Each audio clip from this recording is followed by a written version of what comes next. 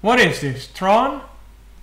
So you wake up and find yourself in an iPod. Not to mention, your web browser is kinda cute. Now what? What is this, Tron? By Arts of All Kinds. Loading. Welcome to the program data log archive. View data log. Which program? User.exe. Loading data log. Data log loaded. Displaying. Ah, my head. Why is everything so bright? I could barely make anything out. It was so bright. It just kinda hurt to look. My ears were ringing too, and my mouth was pasty dry. It was cold. Really cold. The light didn't really have any sort of source that I could make out. It was just kinda blinding. Even with my eyes closed, I could still barely take it. And yet, I was shivering from the lack of warmth. It felt so backwards. But then it wasn't so bright anymore. A shadow separated me from the blazing light, and I squinted and realized I was looking up at something resembling a head. It was tough to make out, but it had short, bobbing hair and large ears sticking up from the top, similar to a fox or a cat. The face was too much rounded to be a cat, though. Oh my, it said. It had a very feminine voice, jubilant but still caring. I couldn't help but think back to some of the more stereotypical animes I'd seen on YouTube, where there was some girl who was unrealistically naive, but still tried to do her best at whatever she did. Are you? You can't be, the voice continued, whoever she was. I was assuming that it was a she based on her voice. She was confused by something, and since she was standing over me, I had to guess I was the problem. I managed, past my unnaturally dry lips. Why was I so thirsty, and achy, and sensitive to light? And where was I? Oh, are you hurt? Do you need anything, sir? Sir? Was she talking to me? Sir is not something I'd ever been called before. But between the odd situation and the unpleasant sensations I was experiencing, that line of thought didn't continue for very long. Where am I? I asked, squinting and still trying to make something out of the silhouette. She, I don't know, was familiar. On the home screen. You can go anywhere else from here. Is there anywhere you'd like to go? She added, cheerfully but clearly worried. She had a flight attendant-like attitude, happy and reassuring, yet also still conveying whatever other emotion she was trying to get across. In this case, care and worry. I had no idea about what she meant by what she just said. Is there some place less bright? I tried, just kinda wanted to see. I just kinda wanted to see at this point. Of course. 1 sec, please, she said. An odd response, but I guess it made sense, kinda. Not that much else she'd said. Not that much else she'd said had. The shadow disappeared from above me, and I could feel my body getting pulled up and onto something. This something was furry in a fluffy kind of way, and I was placed on top of it lengthwise, 2 limbs hanging off of each side, and my head laid sideways on something. I just couldn't see what it was. But whatever it was comfortable and warm. I could feel an upwards push and a gain of altitude. Although the light still prevented me from deciphering how high or even what was carrying me, I think I heard flapping as well, but I was too, in sensory shock to think much about it. Not much time passed until something amazing happened. The light disappeared quite suddenly. There wasn't much of a transition, but I did now feel a slow descending feeling. I blinked my eyes open to an odd sight. There were thin blue veins in strange perfect lines. Each one was pulsating downwards at its own pace, some faster than the others. The wall itself was a dark shade of blue and didn't stand out much compared to the amazing lines of shining, well, lighter blue. I felt a thump as whatever I was on touched the ground. I was carefully moved off some kind of raised platform and slowly shrugged onto what I could make out was a dark blue and metallic floor. The heat leaving my chest made me shiver again. Sir? Are you okay? Asked the voice again. I looked up because I could now, and I saw that the voice had belonged to, well, a pony. Not a realistic petting zoo pony, but a cartoon pony, the kind you'd see if you'd watched My Little Pony Friendship is Magic. This one, however, was never introduced into the show itself. It was still a pony I knew too well, though, because I click on her at least 20 times daily. It was the Chrome Pony. Her fur was pure white and radiant. Her mane was short, bobbed, and sporting a light blue color that also matched by her medium-length tail. She wore a chrome icon hairpin and a chrome cutie mark. Her wings, as she was a Pegasus, consisted of 3 large and thick feathers that came together at a white feather joint. On each wing, the feathers closest to the head was red, the one closest to the tail was green, and the one in the middle was yellow. Her eyes were looking into mine. They weren't hard to miss, actually, as each was an icy blue, more complex than her mane's blue, but still in a similar shade. She noticed my shivering, and embarrassingly enough for me, hurriedly jumped behind me and laid next to my sideways form. Her front hooves curled around my neck, and I could feel myself blush a bit. But she was warm, and I guess I can see her logic behind her action. I don't think she knew you just can't snuggle with people. I reached up and tried to move her hoof away and try and explain I was fine, but as my limb entered my sight, I realized something was wrong. Where my hand should be, there was a hoof. I looked down, trying to ignore what the other pony hugging me, and saw that I wasn't a human, like I should have been. I too was a pony. But too much information to take in. Luckily for me, it all fell under one question. What is going on here? It was hard to be mad when you're lying on the floor with someone, or I guess some pony, especially when she was trying to keep me warm. But I did my best, although my headache didn't make it any better. I can answer that question, said the pony behind me. We're in an Apple operating system, installed onto the hardware Apple iPod G4, 4G, and you aren't a program, are you? Okay then, this was a dream. Whoa. Slow down, I said, shaking myself from her embrace and trying to get on my feet. Hooves. Where? The Chrome Pony stood up. We're inside an Apple operating system, installed onto the hardware. I got that part, I grunted. My hooves decided not to work right, and I fell flat on my face with my back legs buckled but still supporting my other end. Overall, I looked very silly. But I'm inside the software? You are. The Chrome Pony giggled as she watched me try and get my footing, or maybe hoofing. My search engine can't find any similar stories with keywords inside software, besides a numerous amount of sources referencing Tron. May I ask what you last remember? Maybe that can give you an idea as to how this happened. I was standing now, wobbly but upright. I was using the Chrome app to fuse SoundCloud, and I had my headphones in. It had been a long day, and I was in my pajamas. It was late, and there was a storm outside. My iPod was plugged into the wall, I think. The Chrome Pony thought, scratching her roundish chin. After a few moments, her face lit up, and she looked at me. Using this data, and suspending certain things that would seem impossible, she began, I think you fell asleep.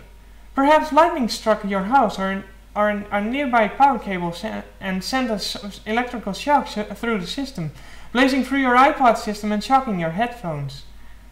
That possibly could have created an consciousness bridge from your brain to the device. You might be connected right now using that very method. I stared at this pony, completely bewildered. Yeah, definitely a dream. I'm sorry, but that's the only explanation I come up with, she sighed. But the truth of the matter is that you're here now. House can be computed later. She walked in a circle around me. I felt really uncomfortable being examined like that. Goodness, you really are a user. I have file browsing functionalities, which even using that I can see your programming is just an exe file. Normally, this OS couldn't run exe, but that would be if you were an actual program, wouldn't it? He stopped in front of me and beamed. Hello, user. My name is Tron, but some other programs here call me Romy for short. I think it sounds cuter, don't you? Yeah, I said. She giggled. Welcome to your device. I can't wait to show you around. Oh, you want to be shown around, right? Give me a second, I asked of her. I've got a few questions first. Sure, fire away. She grinned back. She looked so happy to help me, and it wasn't creepy happy either. She honestly wanted to make my day easier. I guess it was in her programming, but all the same, it was reassuring. Why are you a pony? And why am I a pony too? I asked. All programs here look or resemble the icon that's attached to them, she explained. It's the only graphical guideline we've attached to our coding. These programs in here resemble ponies because you modified our icons into a pony-like representation of our original logos. Eventually, the rest of the programs took on pony-like forms too, even without changing their icons. Every program here, including you, is going to look and move like a pony, since you've customized it this way. It was true. I had figured out a way to change my icons on an iPod. I could have never guessed it would change the program's body itself, or maybe it was dream logic. I don't know. Romy sat down and looked to her right before smiling at me again. Not to interrupt, but can I ask a question too? She actually looked kinda adorable, smiling at me like that. I tried to imitate her sitting to a certain degree of success. Sure, go ahead. I know a lot about you. I was designed to get you, to recommend for you, and to do everything as best as suited for you as I can. So I understand your personality very well, but I honestly can't say if I know you as a person, your history, your stories, do you mind telling me about what it's like in the user's world? What you think and what you feel about? Everything? I asked. That was kind of a broad topic. Everything I do, have done, and plan to do? Anything at all, please. She was so, I don't have a word for it, passionate. She was really passionate about me, or rather the tales I could tell her. She continued, I've seen pictures and read stories about it, but I've never been, and I want to know what it's like. I want to see what you've been and what you've seen through your eyes. Was she blushing? Was that even possible? More dream logic, perhaps?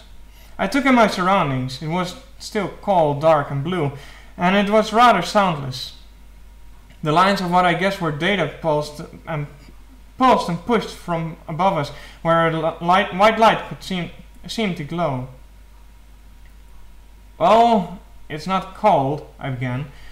There's something like that light above us called the sun that gives us heat and light to the world. She closed her eyes and smiled lazily.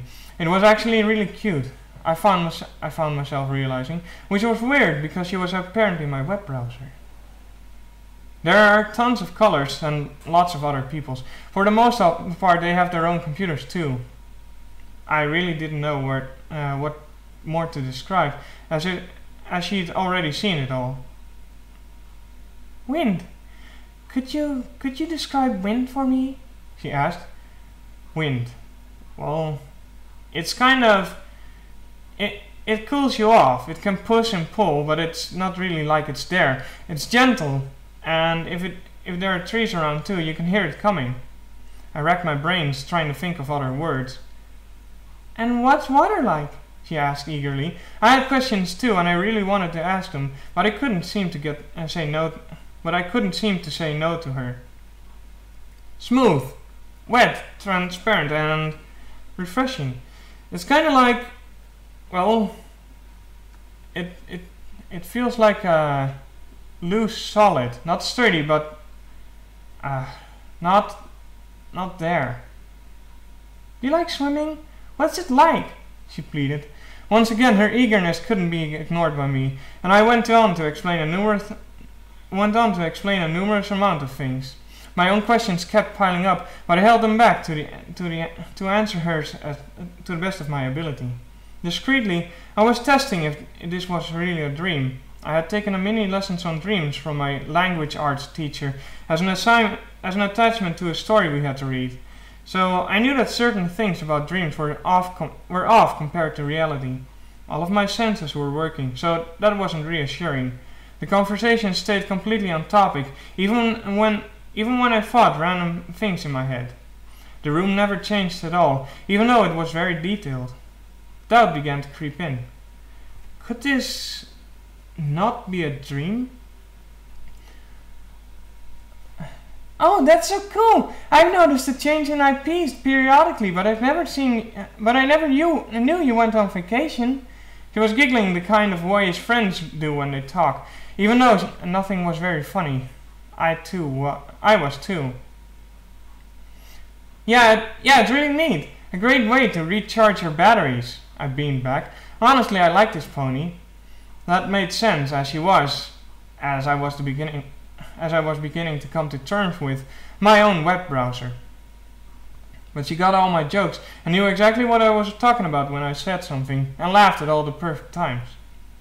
I began to think about stuff, as this whole Tron-ish thing being legit became more and more of a fact in my mind. I used Chrome more every day than I did basically anything else. She was already like my best friend, even if we'd never met before. I didn't know you yodeled! We both finished the joke at the same time and burst out laughing. Neither of us had keeping our balance and falling onto the floor in fits. It was only when our giggles subsided that I realized her head was on my chest, looking up at me. We both blushed, and I looked back at the light above us.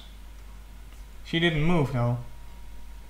I looked down to see her smiling with her eyes closed. She sighed, and my pony blew up with red. I probably hadn't blushed so hard before in my entire life. And again, I've never connected to anyone else before. Not like this. Oh! She shut up to an archway leading out of the room we were in. Do you want a tour, user? She spread her wings out, priming them for a takeoff. Oh yeah, sure. I got out. I stood up too and trotted my way over to Romy. I'll admit, being a pony is cool. Once you get comfortable with it, it's actually a lot more stable, no pun intended, than just having two legs. Now more comfortable with the way it felt to be quadrupedal, I could sense the better balance. It was weird not to have fingers and such, but compared to everything else that had been happening, I can't say it was the weirdest feeling I'd had that day. I was trotting through the archway, and she took off behind me. Every step seemed to echo a clip-clop sound. The air was still cold, and my head still kinda hurt, but now that my eyes were working, I was completely stunned. An expansive city of tall and oddly shaped skyscrapers covered the whole of the area I could see. Certain ones were tall enough to breach the layer of dark blue cloud stuff that covered it all. I looked at every blue structure in awe from the high balcony I was standing on. It seemed like the tower was attached to what was the biggest one, and it was much thicker at the point where it breached the clouds than the others. A staircase wound around the tower, and I trotted down it. Despite the height, it took barely any time at all to get down to street level. My eyes were wide in shock.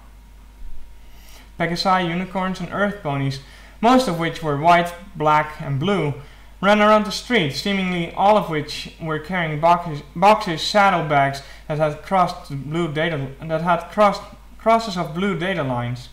Realization struck that these were programs carrying data from one place to the next, the mail mares and mail codes of the digital city. Who knows what kind of code these packages held? Romy landed next to me and smiled. The tallest towers you saw were the programs that could contact you when you weren't using them, she explained. The ones you allow notifications for. Wow, I thought. That's crazy. It's all about perspective, Romy grinned. She then trotted off down the street with me in tow. What do you want to see first? She asked, turning her head to look at me. I don't know, I laughed sheepishly. Then we'll do it alphabetically, the chrome pony explained excitedly before grabbing my hoof and tugging me down the road faster than we had been before. And so we did. She took me to all of the app's headquarters, minus her own, and showed me how they'd work differently, which had the most programs, etc. We saw the Facebook's apps, Earth Ponies, the Safari apps, Unicorns, and the email apps, Pegasi. Each app had its own head pony, and these ponies recognized me immediately, unlike the lower grade programs. They were all very nice and respectful, and if I had given them any pony icon, they too would have looked just like the cute little picture did. If not like the Safari pony, then they'd still look very much like a pony version of their app should look like. Eventually, we had seen every major app's building, from the App Store to Voxer, all but one. There was so much left to explore, I could tell, but somehow I knew Romy was too excited to hold it off any longer. We were going to the Chrome App Building. As we entered through the sliding glass doors, Romy smiled with an air of authority. This was her domain, I could tell, and she was proud of it. The main room was large, with rounded balconies going along the second, third, fourth, and so on floors. Looking up through the building made me feel dizzy, so instead I looked at the decor. It was all very modern, but most of it was white with blue lines. It took me a second, but I realized that the lines acted as an illumination and decoration all at once. Romy trotted up to the front desk, to a smiling receptionist pony who had light blue fur and a white mane. All of the smaller programs seemed to match the reversed color scheme of their boss, but they all shared the same cutie mark. Please call an elevator, Romy grinned. The receptionist pony nodded and hit a switch. To our right, a modern-looking glass wall elevator descended to the first floor. Its doors opened, and Romy let me in. Her hoof tapped a button on the right side of the elevator, and after the doors shut, we both began to rise through the building. It was amazing. Every app had an unbelievable amount of workers, but Romy had at least an army of programs at each level. And the floors just kept coming. Most of them weren't that busy though, and were either talking with other programs, taking a nap, or messing around with glass panels that floated next to them. Romy could see my confusion. Each floor works on the one tab of your browser, she said. We spread out the work, but we have 101 floors. Most of the time not every program is working though. Why 101? I asked. The first floor, 99 floors for tabs, and one for my office, she smiled. The elevator continued upwards. They seemed horribly overstaffed, but by the looks of it, I wouldn't have a problem when it came to the tab number. The 101st floor came up quickly, and we stepped into Romy's office. It was more of a rec room than an office, although I did see a few shelves stacked with files and folders. There was a comfy-looking couch, a kitchenette, a big TV, and a coffee table. The room was a mixture of blue, yellow, red, green, and white, the colors popping up in very creative and eye-catching ways. Romy seemed to blend in it perfectly. The white Pegasus pulled me across the springy carpet on the room and sat me down on the fluffy couch, quickly taking a seat next to me. We sat in a traditional pony way, flanks on the ground and front hooves keeping our heads and chest held up, which was odd to do on a couch, but surprisingly not uncomfortable. What do you think, user? Is this place cool? This place is beyond cool, I smiled. Your building, and the other apps buildings, the city itself, and the fact that it's all inside my iPod. It's crazy. We all do it for you, you know, she said. I'd honestly never felt so honored, and a modest bluish blush crept its way onto my face. The only bad thing about this is how cold it always seems to be, I shrugged. Romy smiled. That's an easy fix. My eyes went wide in shock as I turned my head, but she had already started. Her whole upper body leaned in, and her front hoofs wrapped around my torso. Her head was laying against the side of my shoulder, and I could see she had kicked her back hoofs so they rested on top of one another on the side farthest from me. She was hugging and leaning on me, efficiently covering me with a lot of her body. I looked away to hide my quickly reddening cheeks. I won't lie, it was warm, and I had been cold. Situations like these never presented themselves to me before. I wanted to tell her no, tell her I was fine, but all I did was sit there and blush.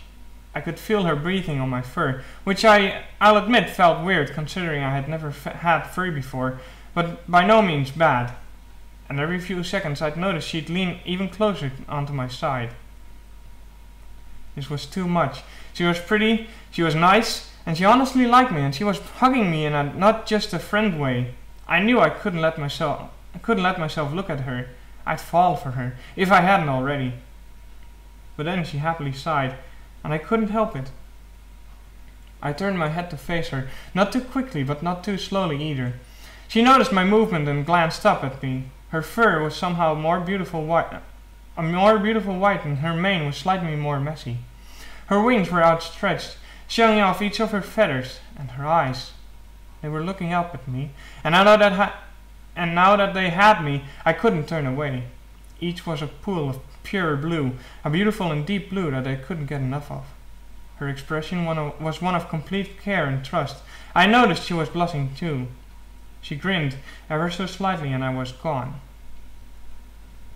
Slowly, carefully, I returned to hug, sliding my hoofs under her and also moving my back legs behind me.